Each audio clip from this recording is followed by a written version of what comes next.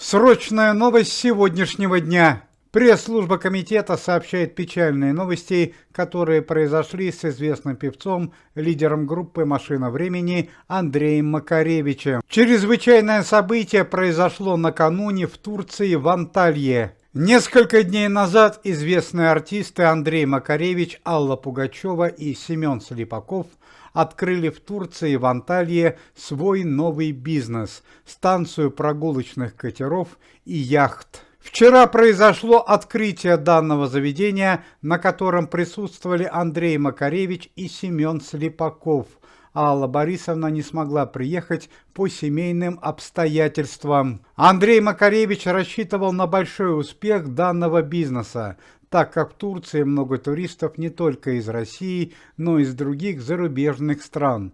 Однако в первый день открытия произошло чрезвычайное событие, которое сильно испортило репутацию Андрея Вадимовича. В первый день работы заведения во время первой поездки катера на нем присутствовали не только много русских туристов, но и хозяева клуба Семен Слепаков и Андрей Макаревич. Они подготовили для гостей закуску и спиртные напитки и хотели лично выступить перед гостями на импровизированной музыкальной сцене. Однако в какой-то момент что-то пошло не так. Андрей Макаревич неожиданно распорядился, чтобы на катере подняли американский флаг.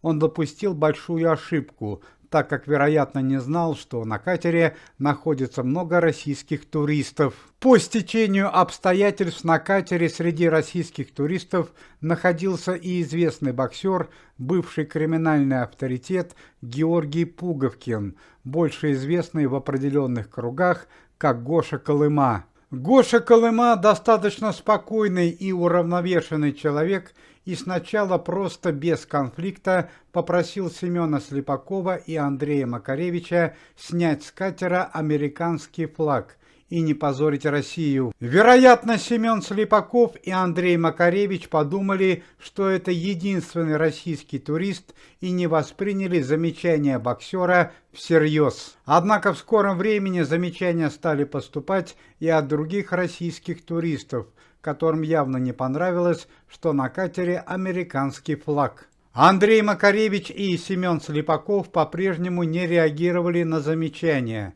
поэтому российские туристы и Гоша Колыма перешли к крайним мерам. В итоге Семена Слепакова и Андрея Макаревича просто сбросили с борта прогулочного катера в море, а Гоша Колыма нашел на катере российский флаг и в скором времени водрузил его вверх. Стало известно, что после чрезвычайного происшествия российские туристы объявили бойкот бизнесу Андрея Макаревича и Семена Слепакова и отказались кататься на данных катерах. В связи с тем, что в Турции очень много российских туристов, бизнес Андрея Макаревича может разориться.